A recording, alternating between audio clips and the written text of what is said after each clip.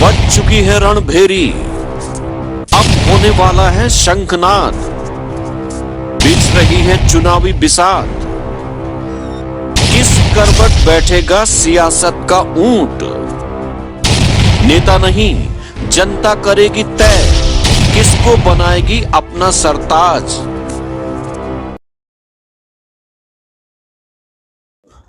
Sir, स्थानिक स्वराज्य संस्था के जो चुनाव शुरू हैं अभी, क्या क्या लगता है आपको भंडारा नगर परिषद में कौन सा नगराध्यक्ष, कौन सा पक्ष बैठेगा? अभी जो चुनाव चल रहे हैं उसमें जो भी प्रचार चल रहा है वो हिसाब से मधुरा मिलिंद मनंकर ये चुन के आने के ज्यादा से ज्यादा चांसेस है। तो कौन सा पक्ष के? बीजेपी। क्या लगता है आपको बीजेपी क्यों बैठना चाहिए, क्यों बैठेगी? बीजेपी एक तो जो मेंबर है वो 10, जो मधुरा मदनकर जो लेडीज है वो 10 साल से वार्ड मेंबर है और 14 साल से वो लोगों की सेवा कर रही है। उसके प्रभाव में ज्यादा से ज्यादा स्लम है और वो सेल्फ मोटिवेटेड है, वो पति के ऊपर डिपेंड नहीं है, इसीलिए लोगों की चॉइस है वो। बाद में लोग वो भी सोचते कि सत्ता बीजेपी की है, अगर शहर को कुछ करना है तो जो भी काम फंड आएगा वो सरकार रहेगी तो बीजेपी को मिल सकता है। जैसे आज अभी हमारे यहाँ कांग्रेस के खासदार है, 1 साल से ठंडे बस्ते में कुछ नहीं कर पा रहे, तो वैसा ही ना हो करके लोगों की फर्स्ट चॉइस मधुरा मिलिंद मनंकर। आप लोग कह रहे हैं कि कोई नरेंद्र बोंडेकर जी है, उनकी मिसेस आएगी और भी ऐसा है क्वालिफाइड, और अभी अदर पर्सन भी जैसे भी है, इस्लाम भी है। सब लोगों को मालूम है कि एक ही घर में 2 पद यानी काय के लिए चाहिए, तो सब पैसा खाने के लिए। अभी उस दिन उप मुख्यमंत्री आए थे, उन्होंने बोला, उन्होंने आमदार को पूछा कि आपको कितने पैसे दिए, तो उन्होंने 3000 करोड़। आप शहर देख रहे हैं, 3000 करोड़ देने के बाद में शहर पूरा खुदा हुआ है, कुछ भी नहीं हुआ है। तो लोगों को समझ में आ रहा है कि पैसा कहाँ जा रहा है। पैसा वहां जा रहा है घर में, 5 स्टार कॉलेज बन रहा है, 5 स्टार घर बन गया, 3 घर में 6-7 करोड़ की गाड़ियां है, तो सिर्फ आमदार का घर बन रहा है। अच्छा, इसे लोगों को समझ में आया कि एक ही घर में क्यों चाहिए करके, तो वो भी कोई विषय नहीं है, 3 नंबर पे रहेंगे बोंडेकर की मिसेस। और क्या लगता है जो अभी स्थानिक स्वराज्य संस्था जो चुनाव शुरू है, हर जो पूरे भंडारा शहर में राजनीति की बहुत कट्टर लहर दिखाई दे रही है चारों पक्षों में, तो क्या कहेंगे कौन चुन कर आएगा? तो हमारे कहने से कम जो देखे है ज्यादा बीजेपी का माहौल दिख रहा है, और सामने भी बीजेपी रहेंगे। हमारे मोदी जी प्रधानमंत्री, उनके सहारे से जो चल रहा है ये अतिष्ट और सहानुभूति से लोग बीजेपी को वोट मानने की इच्छुक है। क्या लगता है कि इन राजनीति की जो अभी रणनीति शुरू है अलग अलग प्रकार की, इसके बारे में आपको क्या कहना है? राजनीति वही जो व्यवस्थित लोग जो खड़े हैं, हर आदमी को लगता है कि अपनी पार्टी चुन के आना चाहिए करके, लेकिन भंडारा शहर के लिए बीजेपी ही क्यों? बीजेपी की यानी दूसरा कोई ऑप्शन नहीं है अभी लोगों के पास। क्या लगता है जनता बीजेपी को वोट करेगी? करेगी, क्यों नहीं करेगी? 100% श्योर है आप? हाँ। मैं वैसे कोई पक्षकार नहीं हूँ, लेकिन जो अभी कैंडिडेट खड़ा है मधुरा मिलिंद मनंकर बीजेपी की ओर से, गवर्नमेंट की जो भी स्कीम होती है वो लोग घर में डाल के, लाड़की बहना होगी या कोई घरकुल वगैरह हो गया, उनको घरों में जाके वो बेचारी सॉल्व कर देती है, बहुत एक्टिव है। अभी समझ लेना 3 साल से आमदार बोंडेकर जी नगर परिषद देख रहे थे, उनके हाथ में थी नगर परिषद पूरी, तो देख लो अभी 3 साल में उन्होंने कितना सारा विकास करके रख दिए। अभी जो कांग्रेस के भी खासदार है यहाँ के भंडारा के, जो निष्क्रिय खासदार है, कोई काम की नहीं, रबर स्टैम्प है वो, उनको सिर्फ माइकोना पकड़ने के लिए, बाकी कुछ नहीं कर सकते, क्योंकि ऊपर कुछ है ही नहीं, तो क्या करेंगे। और कैसा सत्ता में रहने के लिए ऊपर से नीचे तक एक ही पार्टी रही तो कभी भी अच्छा रहता है, यानी काम की जो स्पीड होती है वो अगर सेम पार्टी रही तो अच्छा रहता है। बोंडेकर इतने 3 साल में कुछ अभी उनकी विशेष भी यहाँ पर खड़ी है, तो क्या कहेंगे उनके बारे में?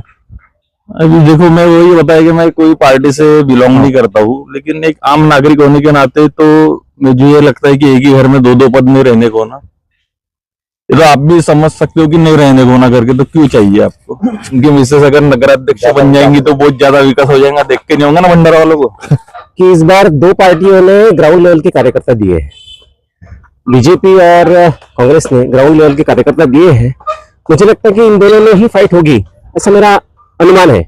क्या लगता है तो सबसे ज्यादा कौन से पक्ष के ऊपर में जनता का ध्यान है? अभी रूलिंग में बीजेपी है, तो ये पक्ष के ऊपर लोगों का ध्यान हो सकता है, ऐसा मुझे लगता है।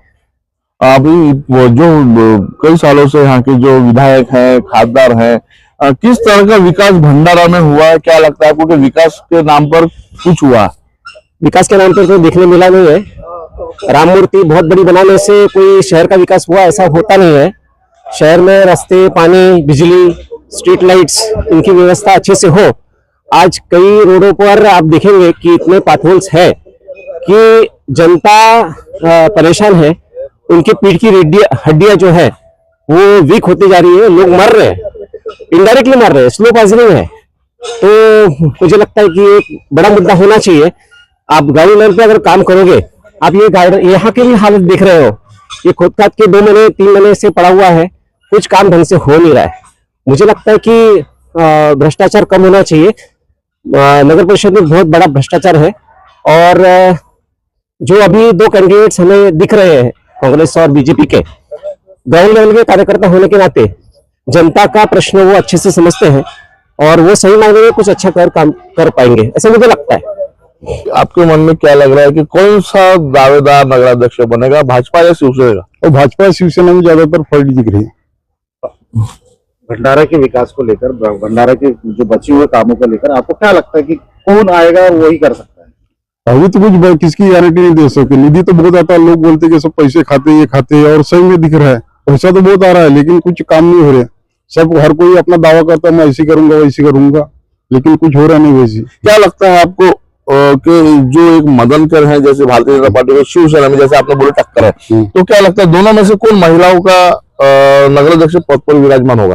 वैसी सुशिक्षित के हिसाब से भोंडेकर की मिसेस है, लेकिन लोगों को लगता है कि वो आमदार है और पहले कुछ ऐसी कुछ भ्रष्टाचार वगैरह का आरोप लगा, तो हो रहेंगे तो और मामला दब सकते हैं। ये सब काय विकास झाला इथं भंडारा क्षेत्रामध्ये? काय विकास नाही झालेला तसा. मग 3 वर्षापासून बोंडेकरजी आमदार आहेत, काय वाटतं? काय करतात ते गड्डे गुड्डे ज्या रोडले आता, ज्या रोडले जास्त त्या रोडले गड्डे दिसते. असं गड्डे गुड्डे मी काही हा बरोबर नाही झाले, आता थोडं थोडं भरून झाले. आता नवीन पिढी काय जुनी पिढी आली तर आपल्याला काय समजते कोण ऍक्टिव्ह आहे ना कोण. आता माझा मत ना तुमचा मत आहे का सारखा नाही, मत असं आहे ना. भंडाऱ्याचा विकास झाला का? हा? कशा प्रकारचा विकास विकास? करते हे रोड नाही बनवत, काय नाही बनवत, गड्डे पडले आहेत मनमध्ये, नाल्या नाही साफ करत. वाटतं काय विकास भंडारा क्षेत्रामध्ये झालेला आहे? आणि विकास काहीच नाही झालेला, विकास शून्य असेल. फक्त एक खातोड सोडून बाकी सगळे रोडापासून तर गल्लीपर्यंत सगळे रोड असं फुटलेले आहेत.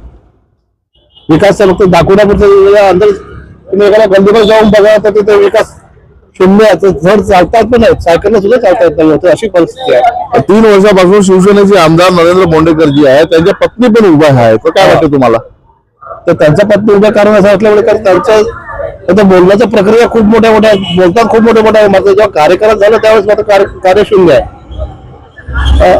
ज्या लोकांना आपल्यातल्या लोकांना जे कंपन्या आपल्याला जॉब नाही मिळत, काम नाही मिळत, काम सोडून दुसऱ्या राज्यात जावं लागतं किंवा दुसऱ्या स्टेटमध्ये जावं लागतं, तर त्याकडे आमदारांनी किंवा मोठ्या खासदार लोकांनी तिथे लक्ष द्यायला पाहिजे. खासदार इथे काँग्रेसचे आहे, आमदार इथे शिवसेनेचे आहे, त्यांची पत्नी नगराध्यक्षासाठी त्यांनी उमेदवारी घेतलेली आहे. काय वाटतं निवडून येतील का? मॅडमला तर भोंडेकर मॅडमला तर खास एवढा अनुभव नाही आहे, आणि त्यांचं जेमतेम स्टार्ट इलेक्शन त्यावेळी भाषणामध्ये नरेंद्र बोंडेकरजी म्हणले 3000 करोडची निधी आली पण विकास शून्य. तिच्याकडे दाखवण्यापुरते आलेले आहे, त्यांना पोस्टरबाजी करतात ते खूप मोठे काम असं झालं तसं झालं, मात्र कार्य मात्र शून्य आहे. त्यांना एकही गल्ली